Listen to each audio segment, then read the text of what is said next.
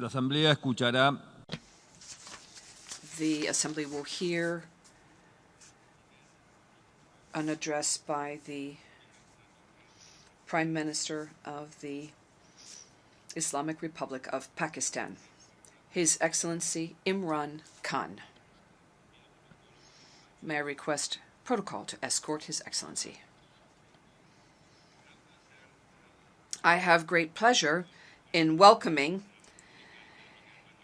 His Excellency Prime Minister of the Islamic Republic of Pakistan, and I invite him to address the General Assembly. Bismillah ar-Rahman ar-Rahim. Iyyaka na'budu wa iyyaka nasta'in. Mr. President,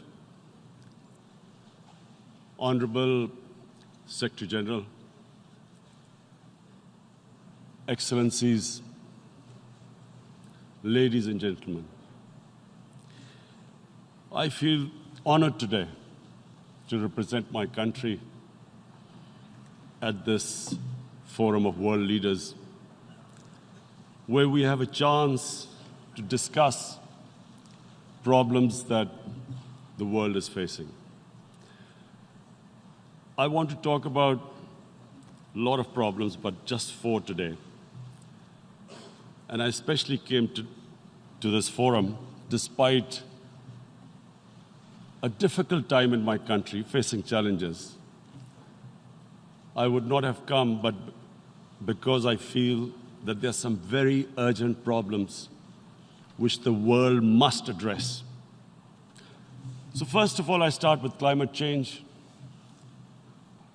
So many leaders have talked about climate change. But Mr. President, I feel that there is a lack of seriousness. Perhaps world leaders some of the leaders who can do a lot, do not realize the urgency of the situation. We have a lot of ideas, but as someone said, ideas without funding is mere hallucination. Pakistan, I'll give you start with my own country. Our country is amongst the top 10 nations in the world which are most affected by climate change. We depend upon our rivers. We are mainly an agricultural country. And 80% of the water in our rivers comes from our glaciers. The glaciers, not just on the Pakistani side, even India. The 80% of the water in Ganges and the Indian rivers also comes from the glaciers, from the Himalayan glaciers, Karakoram, Hindu Kush. And these glaciers are melting at quite a rapid pace. We detected already 5,000 glacial lakes in our mountains. And if this keeps going, if nothing is done, we are scared that humans are facing a huge catastrophe. In my country, when my party came to power in the province of KP, we planted 1 billion trees in 5 years. Now we've set ourselves a target of 10 billion trees in Pakistan. Idea being to counter the effects of global warming. But one country cannot do anything. This has to be a combined effort of the world. My optimism comes from the fact that humans, the Almighty has endowed humans with great powers. We can do anything, provided our survival instinct is stirred up. And this is really what I hope that the United Nations will take a lead in this.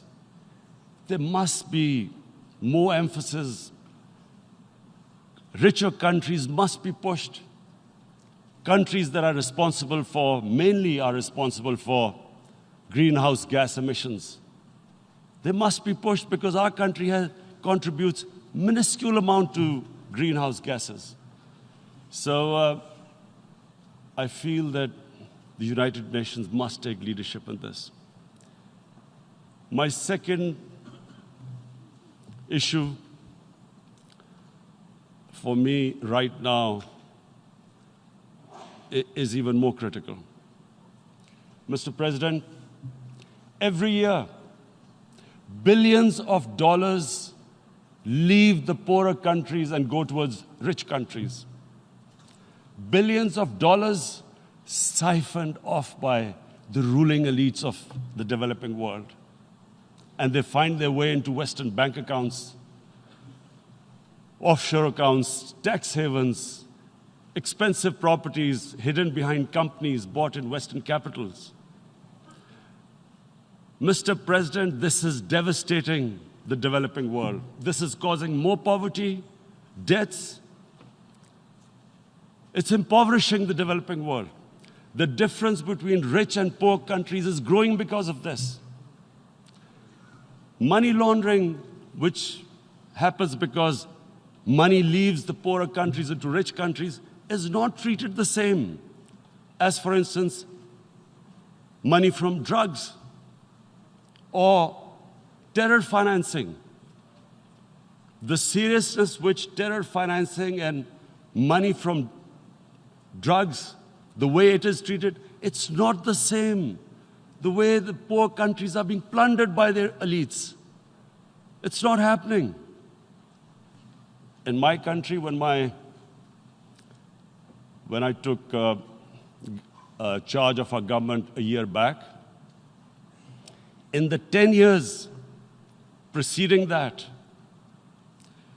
our total debt went up 4 times. The debt we had accumulated in 60 years, just in 10 years, it went up 4 times. As a result, the total revenue we collected in 1 year, half of it went into debt servicing.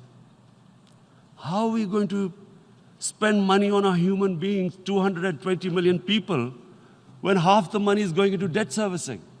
Because our country was plundered by the elites, the ruling elite. And easily they could get the money out. And when, Mr. President, we located properties in Western capitals bought by this money through corruption and money laundering, located the properties of these corrupt leaders, we find it so difficult to retrieve it. That money, if we retrieved that money, we could spend on our human beings. But it's so difficult. The laws protecting these criminals. We do not have the sort of money to have expensive lawyers and spend millions and millions of dollars. We need help from the rich countries. And, Mr. President, it's critical. The rich countries must show political will. They cannot allow this to happen. How can the poor countries spend money on human development, which the United Nations asks, SDG? How are we going to do it when this money can easily leave our countries? So, unless the rich countries intend to build walls to stop economic refugees coming as we see right now, they must take action. They must take action now. It must be a deterrent. Corrupt ruling elites should not be able to take money out easily and park it into foreign bank accounts and into these properties abroad. And I never understand why. Why do we have these tax havens? Why is this allowed? Why shouldn't rich people pay taxes? Why is it legal to have these tax havens where you have these secret accounts? Because, the world is changing. The population of the world is growing. Sooner or later, you're going to have a crisis if the poor get poorer and the rich get richer. There is going to be a crisis sooner or later.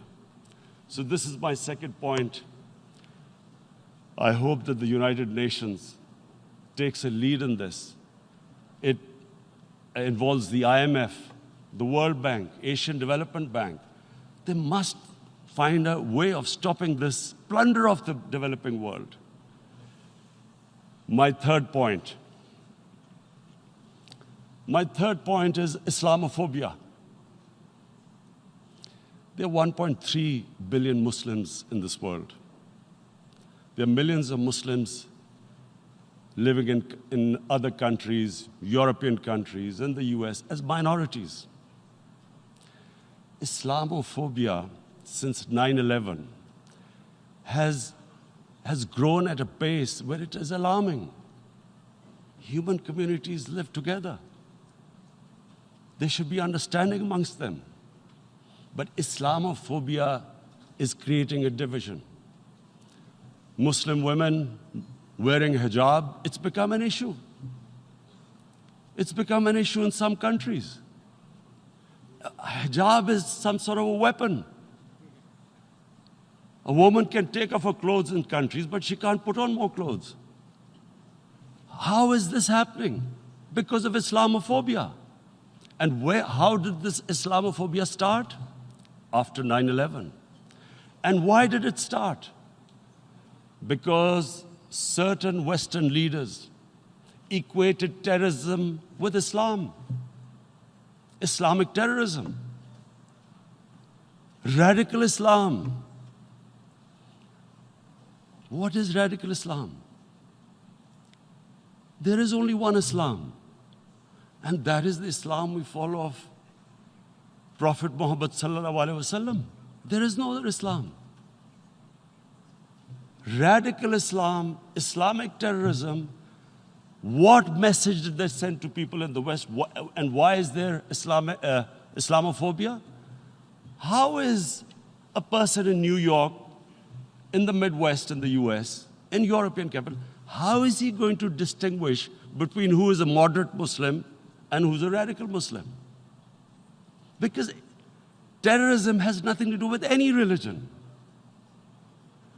This Islamic terrorism, Islamic radicalism, and sadly used by leaders, this has been the main reason for this Islamophobia.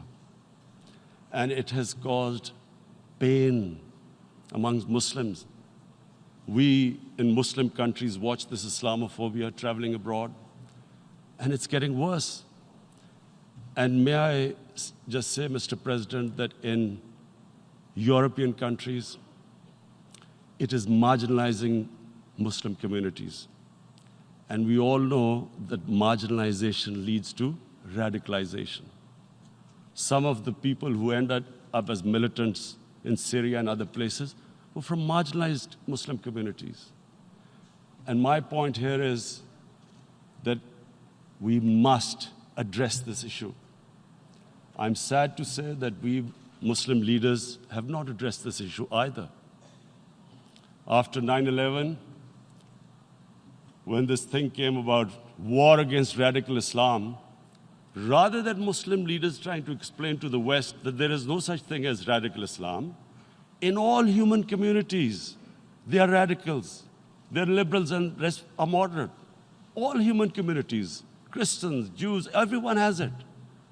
But Islam is not radical, neither Judaism, neither Christianity, neither Hinduism. No religion preaches radicalism. The basis of all religion is compassion and justice, which differentiates us from the animal kingdom.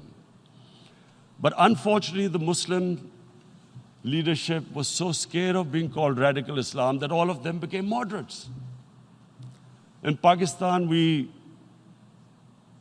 were in the eye of the storm, and our government coined a phrase called enlightened moderation. No one knows what it meant. But everyone started putting on Western suits that they were moderates, started speaking. Even those who didn't know English would speak English because they were moderates. No one had a clue what it was. Because we, in the Muslim world, did not explain to the West that there is no such thing as radical Islam. One of the reasons why after 9/11 Islam was supposed to be equated with terrorism was suicide attacks. Because the 9/11 bombers did a suicide attack, all sorts of theories came up that the Muslims are involved in suicide attacks because they will get virgin in heavens. Some came up with, what about women, suicide attackers? So this bizarre thing happened. No one explained. Suicide attacks and Islam were equated. No one did research that before 9/11, the majority of suicide attacks in the world were by Tamil Tigers, who were Hindus. No one blamed Hinduism, and quite rightly. What has Hinduism got to do with what desperate people were doing in Sri Lanka? We all know we've seen films about Japanese kamikaze pilots at the end of the Second World War doing suicide attacks. No one blamed the religion. But here we were trying to prove we were moderates and not explaining to the West. But the most important thing I wanted to say here today, in explaining this Islamophobia, Mr. President, and I feel it's very important because I played professional sport in England, I spent a lot of time there, so I know how the Western mind works and how West views religion. So where the misunderstanding about Islam came. And one of the reasons it caused Islamophobia. That was, in 1989, this book was published, maligning, insulting, ridiculing our Prophet Muhammad sallallahu alaihi wasallam. And there was a reaction in the Muslim world. The West couldn't understand what was the problem. Because in the West, because I have spent so much time in the West, religion is perceived completely differently. They don't look upon religion like we do. And so, Islam was supposed to be an intolerant religion. It was against freedom of expression. And Islam took a real beating 30 years ago. I still remember it became a watershed. And every 2 or 3 years, someone would malign our Prophet, peace be upon him. There would be a reaction by the Muslims. And again, it was Islam, an intolerant religion. Again, this time, I blame a certain section of the people in the West who deliberately provoked this, knowing the impact it would have. But the majority of the people in the West didn't understand. This is where, again, Muslim leadership let the Muslims down. We should have explained to them what our Prophet, peace be upon him, means to us. So in 1 minute, I'll try and explain what he means to us. Our Prophet was the witness to the divine book, the Holy Quran. The Holy Quran is the book of guidance for Muslims, and the Prophet's life was living the Quran. He was an example of what the Quran guided us to be. So he is the ideal we all try to get to. The Prophet created the state of Medina, the first state in Islam. That state was the basis of a Muslim civilization which became the predominant civilization for the next 700 years. And what was that state? I hear such strange things about Islam, that it is against women, it's against minorities. The first state of Islam in Medina, it was the first time a welfare state was set up. The state took responsibility of the weak, widows, orphans, poor people, handicapped. It taxed the rich, spent the money on the poor. The state announced that all human beings are children of Adam, hence equal, whatever the color of their skin. The state announced, the Prophet announced that, and slavery, the whole system depended on slavery as it did for many years in the Western societies. The Prophet said that one of the greatest deeds is to free a slave. But because the society depended on slavery, he said, but if you have to, treat them as an equal member of the family.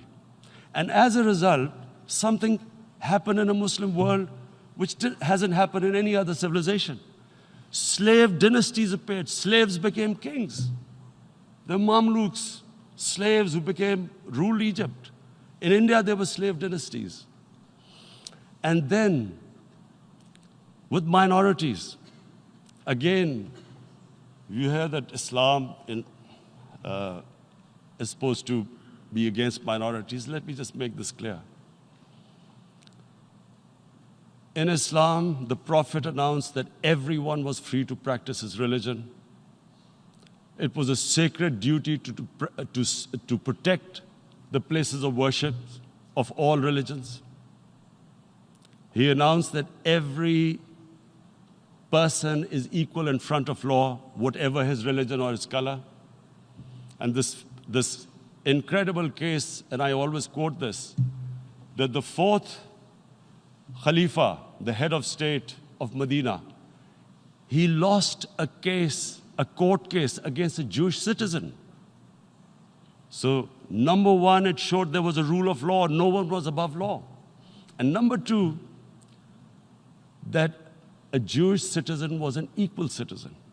So, Mr. President, when a Muslim society is unjust to its minorities, it is going against the religion of Islam and our Prophet, peace be upon him. So, it is important to understand this. The Prophet lives in our hearts. When he's ridiculed, when he's insulted, it hurts. As we human beings understand one thing, the pain of the heart is far, far, far more hurtful than physical pain. And that's why the Muslims react. And I always thought that if I ever had the stage, I would try and explain this to the world community, especially to the Western community, because having lived in the Western community, people didn't understand this. When I first went as a teenager to England, there was a comedy film on Jesus Christ. It's unthinkable in Muslim societies. So we need to explain that, look, in a human community, we must be sensitive to what causes pain to other human beings. We have, in the Western society, and quite rightly, the Holocaust is treated with sensitivity because it gives the Jewish community pain. That's all we ask. That do not use freedom of speech to cause us pain by insulting our holy prophet. That's all we want. And now, the number fourth point, Mr. President, and this is the most critical point, is the reason why I especially came here. It is about what is happening in Kashmir. Before I go on this, I want to make one thing clear, that when we came to power, my first priority was that Pakistan would be a country which will try its best to bring peace. We had been through this war on terror. We joined the United States war on terror after 2001. And Pakistan went through one of its worst periods where 70,000 Pakistanis died and over 150 billion was lost to our economy. And Mr. President, I opposed the war because in the 80s, Pakistan had joined the Western countries in what was the freedom struggle then in Afghanistan against the Soviets. And it was funded by the Western countries. These Mujahideen groups, which were treated in guerrilla warfare, were trained by Pakistan Army, funded by the Western countries, and especially US, and they waged what was a freedom struggle in Afghanistan. The Soviets called them terrorists. We called them freedom fighters. 1989, the Soviets retreated. The Americans packed up and left. Pakistan was left with these groups. Come 9/11, Pakistan joined the United States in this war on terror. And now our government was supposed to, the reason why I opposed joining this war, because here we had indoctrinated them in jihad, meaning freedom struggle against foreign occupation. Now, because we had joined the US, and the US had occupied Afghanistan, now we were supposed to tell them that, no, this is not freedom struggle and jihad, it's terrorism. So that's why I tried to tell then government that, stay neutral because you will have leverage over them. You will be able to control them. But if you join them, you become collaborators and they will attack you, which is what happened. They turned against us. We went through a nightmare. 70,000 people killed in a war we had nothing to do with. No Pakistani was involved in 9/11. Taliban were in Afghanistan. Al-Qaeda was in Afghanistan. What had we to do with it? 70,000 Pakistanis died. So when we came to power, we decided that we would dismantle what was left of these groups. And this decision was taken not just by us, but by all the political parties in Pakistan. Unfortunately, they didn't implement it. So we came to power, we decided to implement it, and we dismantled whatever was left of the groups. And I know that India keeps accusing us that there are these groups there. I would like the United Nations to send observers, see for themselves what we've done. No Pakistani government would have dared to do this because it would have created strife. But we decided that there would be no militant organizations in Pakistan. So I need to give you this background and to what I'm going to say later on. And secondly, we started mending fences. I invited the Afghan president. We developed a relationship with Afghanistan. We had problems with Iran. We mended fences there. And then India. Now let me just give you a little background about my relationship with India. Because of cricket, and cricket being it's a passion in the subcontinent, I had great following in India. I have friends in India, and I loved going to India. So immediately, when my party came to power, the first thing we did was to immediately reach out to India. And I spoke to President Modi, and I said, look, we have similar problems. Climate change, poverty, let's get together. Let's resolve our differences through trade. Let's build a relationship on trust. Prime Minister Modi told me that, there were terrorist attacks from Pakistan. I said, we have problems with you. There are terrorist attacks which we know are instigated by India in Balochistan. We caught a spy, Kulbhushan Yadav, who admitted what the sabotage going on in Karachi and Balochistan. So we said, look, let's leave that behind. Let's move forward. Our main priority should be our people. The highest number of poor people live in the Indian subcontinent. Unfortunately, didn't make any headways. Our foreign minister was supposed to meet on this in the UNGA last year. India canceled it. We thought that it's their election coming up. It's a nationalist, ultra-nationalist party. It doesn't want to cozy up to Pakistan. So we thought, okay, we'll wait till the elections. Meanwhile, a 20-year-old Kashmiri boy, whose father said was radicalized by the security forces in Kashmir, blew himself up on an Indian convoy. Immediately, India blamed us. I spoke to the Indian public on television. I said, if you give us any iota of proof, we will immediately take action, because we've clamped down on these groups. Rather than sending us any proofs, they sent their jets in, they bombed us. We retaliated.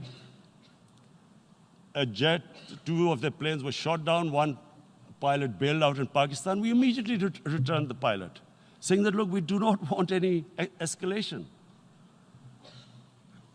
Rather than taking that as a peace gesture, the entire campaign, almost the entire campaign of Mr. Modi in the election was how he had taught Pakistan a lesson that jets had killed 350 terrorists. Complete lie. They had just killed about 10 trees of ours, which was quite painful given that, we are growing all these trees. He then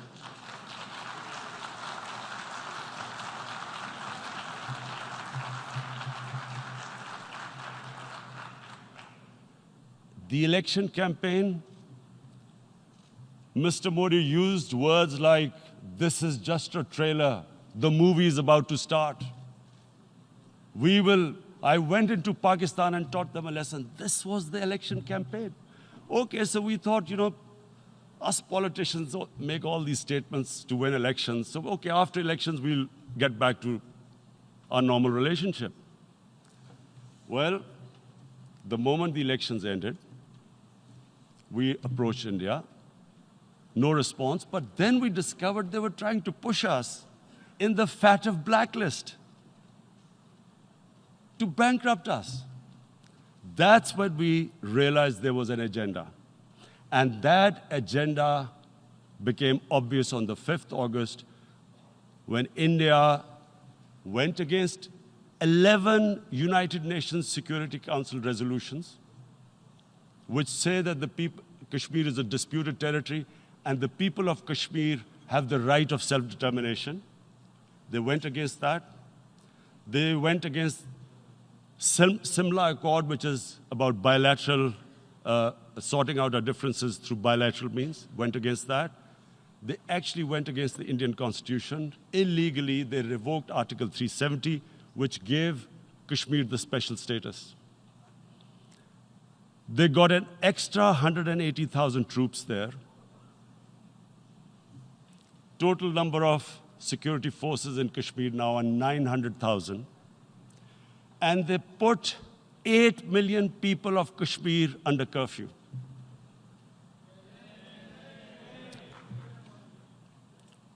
Mr. President, now I just briefly want to make the people understand, how can anyone do something like this? And for that, I have to explain to you what is RSS. RSS,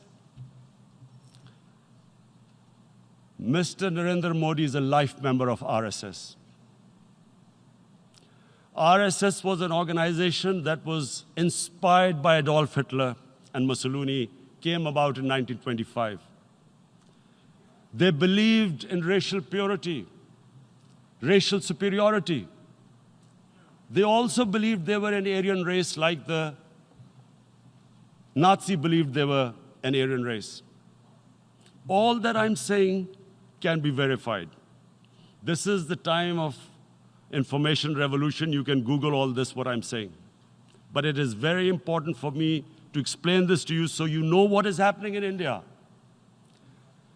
This RSS believed in the ethnic cleansing of Muslims from India. At one point, there was racial superiority of the Hindu race. Secondly, it was hatred for the Muslims and for the Christians, because they believed that this golden age of Hindu civilization was stopped because of Muslim rule centuries back and then the British rule of India. So it was racial superiority and hatred for Muslims and Christians. This is openly stated. You look at the founding fathers of RSS, Golwalkar and Savarkar. Just Google them and you'll find out. And this ideology of hate is what murdered the great Mahatma Gandhi in 1948. It was this ideology of hate that made Narendra Modi in 2002 do a pogrom against Muslims in Gujarat when he was the chief minister. He allowed 3 days for these RSS goons who were inspired by the Hitler brown shirts. They actually wear brown shirts. This RSS, the Congress Home Minister gave a statement that in RSS camps, terrorists are being trained. And these terrorists butchered 2,000 Muslims and 150,000 Muslims were made homeless. Narendra Modi could not travel to the US because of that. And I need to make you understand this background before I explain to you that what sort of a mindset would lay siege to 8 million people with 900,000 troops. Women, children, sick people, locked in as animals. In fact, of what I know of England, if 8 million animals were locked in, the RSPCA would have made a lot of noise about it. These are human beings.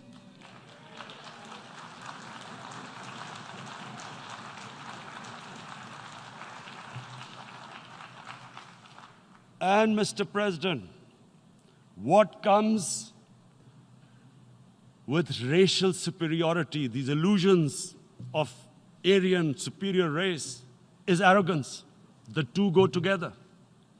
And it's arrogance that makes people make mistakes and do stupid things. Cruel things like what Narendra Modi has done. It's sheer arrogance. And it's arrogance that has blinded him from the fact that what is going to happen when the curfew is lifted? Has he thought about it? This hasn't been thought through. What is he going to do when he lifts the curfew?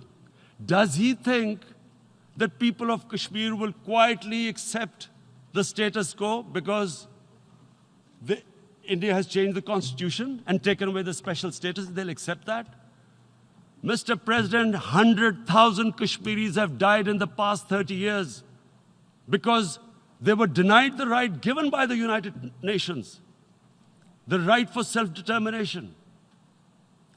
100,000 have died and 11,000 women have been raped. There are 2 United Nations human rights reports on this. The world hasn't done anything because India is a huge market, 1.2 billion people. Sadly, the material prevails over the human. But this has serious consequences. Again, I repeat, that's why I'm here. Look, what is going to happen when the curfew is lifted will be a bloodbath. The people will come out. There are 900,000 troops there. They haven't come to, as Narendra Modi says, he's done this for prosperity of Kashmir. This is supposed to be for the development. These 900,000 troops, what are they going to do when they come out? There'll be a bloodbath. Has he thought it through what happens then? Mr. President, has anyone thought that what happens when there is a bloodbath? What do you think the impact will have on people of Kashmir? What do you think they will think? The way they have been boxed in their houses, treated like worse than animals, no rights. Thousands of all the political leadership has been arrested, taken out of Kashmir. Even those Kashmiri leaders who were pro-India have been taken out. 13,000 boys have been picked up and taken to God knows which destinations. So what do they think? What will the people of Kashmir do when they lift the curfew? They will be out in the streets. And what will these soldiers do? They will shoot them. They've already used pellet guns, blinded young boys. In the last 6 years, the 5 years, the oppression that has gone on in Kashmir. And so, Kashmiris will be further radicalized. Mr. President, there will be another Pulwama. And guess what? India will blame us. They're already blaming us. They're saying all this is happening because of Pakistan. One of their defense ministers said, there are 500 terrorists lined up on the border to go in. Why would Pakistan send 500 terrorists when there are 900,000 troops? What impact are they going to make? What will they do? And why would? Don't we know that the moment there is some terrorist attack, all that will happen is there'll be further cruelty and oppression of the people of Kashmir. We will just give the 900,000 troops to further crush the people of Kashmir. And then we'll give the Indian government an excuse that, look, Pakistan is a terrorist state, and this mantra that has gone on, Islamic terrorism. The moment you use this catchword, Islamic terrorism, the whole world turns away. No one talks about human rights. You can do whatever you want, which is what has happened in Kashmir, because they keep using this word, Islamic terrorism. And this is what they're doing right now. What do we benefit from further increasing the cruelty on the people of Kashmir? And why would we want this? But there is no other narrative left for India. As when they lift the curfew, whatever happens, Pakistan will be blamed, and there is always a danger of another Pulwama. They might come and bomb us again, and then another cycle might start. And what does Narendra Modi think? That 180 million Muslims of India are thinking right now. Aren't they watching these Kashmiris stuck inside for 55 days they've been stuck in? Aren't they watching? What do you think? Don't you think that the Muslims will be radicalized in India? And I'm talking about 180 million people. And when they get radicalized, there will be some incident in India somewhere down the line. Again, we will be blamed. And I'm warning you right now, again, we will be blamed. And, Mr. President, what about 1.3 billion Muslims who are watching this? And they know that it is only happening in Kashmir because they're Kashmiri Muslims. This is not happening to Kashmiri Hindus. They know that this is happening because of their religion. So what do you think they will be thinking? What do you think the Jewish community would think if they were, forget 8,000 Jews stuck like this? What do you think Europeans would think? What do we think? I mean, any human community, if their members are stuck like that, what do you think they will think? Are we a children of a lesser God? Is it not going to cause us pain? And then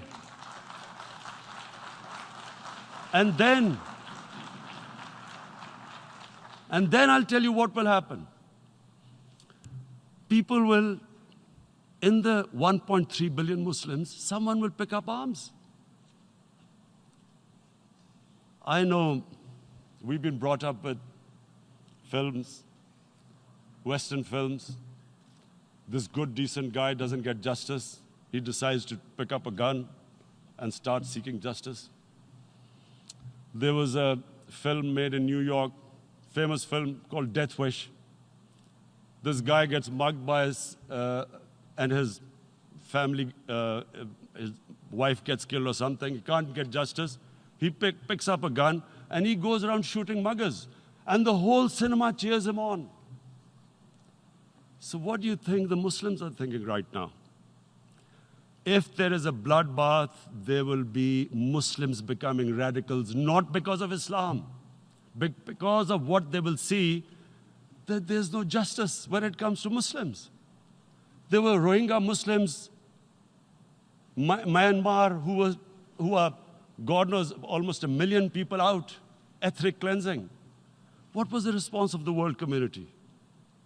So what do you think will be the response of 1.3 billion Muslims? I picture myself. I'm in Kashmir. I've been locked up for 55 days. I have heard about, and there are rapes, Indian Army going into homes, soldiers. Would I want to live this humiliation? Would I want to live like that? I would pick up a gun. You're forcing people. You are forcing people into radicalization. When people lose the will to live, what is there to live for? And this is what, if you can do this to human beings, you are actually radicalizing people. And so, Mr. President, I want to repeat here, this is one of the most critical times. There will be a reaction to this. Pakistan will be blamed. 2 nuclear-armed countries will come face to face like we came in February. And before we head in that direction, the United Nations has a responsibility. This is why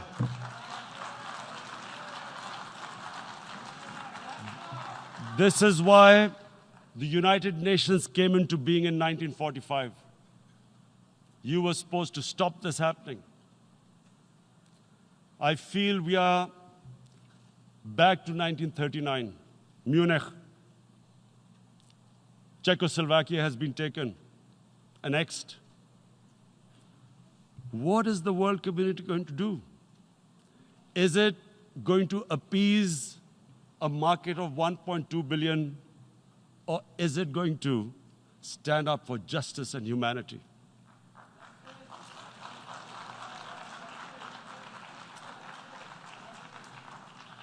If this goes wrong, you hope for the best, but be prepared for the worst. If a conventional war starts between the 2 countries, Mr. President, if a conventional war starts, and anything could happen, but supposing a country 7 times smaller than its neighbor is faced with the choice, either you surrender or you fight for your freedom till death, what will we do? I ask myself this question. And my belief is, La ilaha illallah, there is no God but one. And we will fight. And when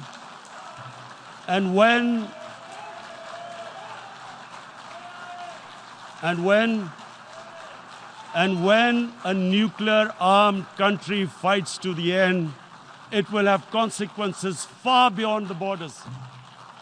It will have consequences for the world, which is why I repeat I'm here. Because I'm warning you, it's not a threat. It's a fair worry that where are we headed? And I've come here to tell the UN, you've got to, this is a test for the United Nations. You are the one who guaranteed the people of Kashmir the right of self-determination. They are suffering because of that. And this is the time. This is the time not to appease like in 1939 appeasement took place. This is the time to take action. And number 1 action must be that India must lift this inhuman curfew, which has lasted for 55 days. It must free all political prisoners, and especially those 13,000 boys that have been picked up. Parents don't know where they've disappeared. And then the world community must give the people of Kashmir the right of self-determination. Thank you. En nombre de la Asamblea General agradezco. On behalf of the General Assembly, I would like to thank His Excellency, the Prime Minister of Pakistan, and I ask protocol to escort His Excellency.